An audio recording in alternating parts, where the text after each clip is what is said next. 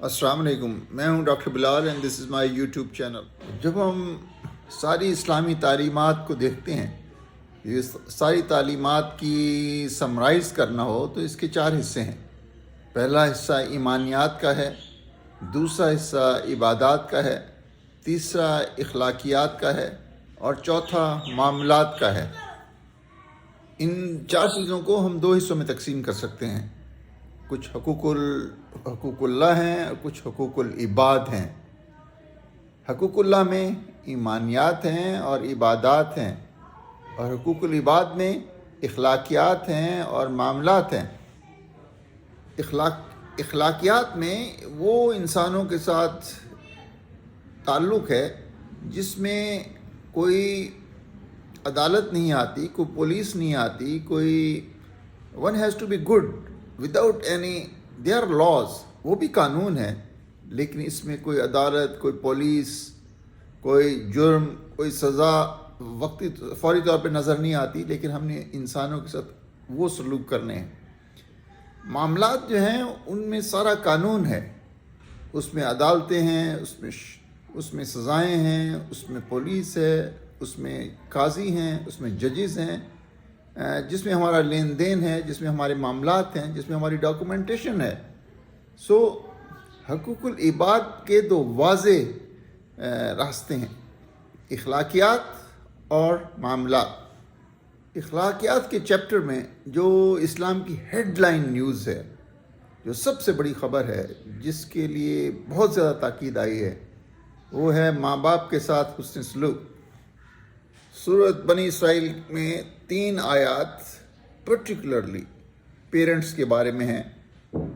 اگر وہ یعنی ماں باپ تیرے سامنے یعنی تیری زندگی میں بڑھاپے کو پہنچ جائیں، چاہے ایک ان میں سے پہنچے یا دونوں، اور بڑھاپے کی بعض باتیں جوانوں کو گراں ہونے لگتی ہیں، اس وجہ سے ان کی کوئی بات تجھے گراں ہونے لگے، تب بھی ان سے کبھی ہوں بھی مت کرنا، اور ان سے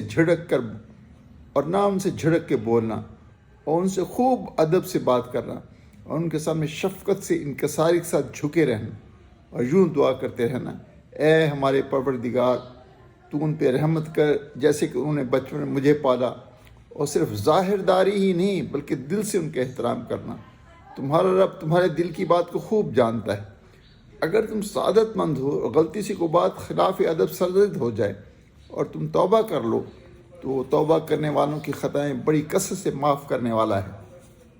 حضرت مجاہد رحمۃ اللہ علیہ سے اس کی تفسیر میں یہ نقل کیا گیا ہے کہ اگر بوڑھے ہو جائیں اور تمہیں ان کا پیشاب پاخانہ دھونا پڑ جائے تو کبھی اف بھی نہ کرو، جیسے کہ وہ بچپن میں تمہارا پیشاب پاخانہ دھوتے رہے۔ حضرت علی رضی اللہ تعالیٰ عنہ فرماتے ہیں کہ اگر بے ادبی میں اف کہنے سے کوئی ادنا درجہ ہوتا تو اللہ جل شانہ اس کو بھی حرام فرما دیتے۔ حضرت حسن رضی اللہ عنہ سے کسی نے پوچھا کہ نافرمانی کی مقدار کیا ہے؟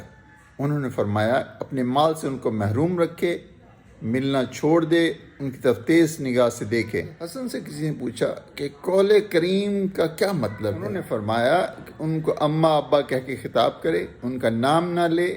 حضرت زبیر بن محمد رحمۃ اللہ سے اس کی تفسیر نقل کیا گیا ہے، جب وہ پکاریں تو حاضر ہوں لبیک سے جواب دے۔ حضرت قتادہ سے نقل کیا گیا ہے کہ نرمی سے بات کرے۔ حضرت سعید بن المسیب سے کسی نے عرض کیا کہ قرآن پاک میں حسن سلوک کا حکم تو بہت جگہ ہے اور میں اس کو سمجھ گیا، لیکن قول کریم کا مطلب سمجھ میں نہیں آیا۔ تو فرمایا جیسے کہ بہت سخت مجرم غلام سخت مزاج آقا سے بات کرتا۔ عائشہ رضی اللہ تعالیٰ فرماتی ہیں کہ ایک شخص حضور اکرم صلی اللہ علیہ وسلم خدمت میں حاضر ہوئے، ان کے ساتھ ایک بڑے میاں بھی تھے۔ حضور نے ان سے پوچھا یہ کون ہیں؟ انہوں نے عرض کیا یہ میرے والد ہیں۔ حضور اکرم صلی اللہ علیہ وسلم فرمایا ان سے آگے نہ چلنا، ان سے پہلے نہ بیٹھنا، ان کا نام لے کے نہ پکارنا، اور ان کو برا نہ کہنا۔ حضرت عائشہ رضی اللہ تعالیٰ عنہ حضور اقدس صلی اللہ علیہ وسلم نقل کرتی ہیں کہ جس نے باپ کی طرف تیز نگاہ کر کے دیکھا وہ فرما بردار نہیں۔ حضرت طاؤس رحمۃ اللہ علیہ کہتے ہیں کہ ایک شخص کے 4 بیٹے تھے، وہ بیمار ہوا۔ ان بیٹوں سے ایک نے اپنے تینوں بھائیوں سے کہا اگر تم باپ کی تیمارداری اس شرط پہ کرو کہ تم کو باپ کے میراث میں کچھ نہیں ملے گا تو کرو، ورنہ میں اس شرط پر تیمارداری کرنے کے لیے تیار ہوں کہ میراث میں سے کچھ نہ دوں گا۔ وہ اس پہ راضی ہو گئے، تو اس شرط پہ تیمارداری کر، ہم نہیں کرتے۔ اس نے خوب خدمت کی، لیکن باپ کا انتقال ہو گیا اور شرط کے موافق اس نے کچھ نہ لیا۔ رات کو خواب میں دیکھا کوئی شخص کہتا ہے فلاں جگہ 100 دینار اشفیاں گڑی ہوئی ہیں، وہ تو لے لے۔ اس نے خواب میں دریافت کیا کہ ان میں برکت بھی ہوگی۔ اس نے کہا برکت ان میں نہیں ہے۔ صبح کو بیوی سے خواب کا ذکر کیا، اس نے ان کا نکالنے پہ اصرار کیا، اس نے نہ مانا۔ دوسرے دن پھر خواب دیکھا جس میں کسی دوسری جگہ 10 دینار بتایا، اس نے پھر وہی برکت کا سوال کیا، اس نے کہا کہ برکت اس میں نہیں ہے۔ اس نے صبح کو بیوی سے اس کا بھی ذکر کیا، اس نے پھر اصرار کیا مگر اس نے نہ مانا۔ تیسرے دن اس نے پھر خواب دیکھا کہ کوئی شخص کہتا ہے کہ فلاں جگہ جا، وہاں تجھے 1 اشرفی ملے گی، وہ لے لے۔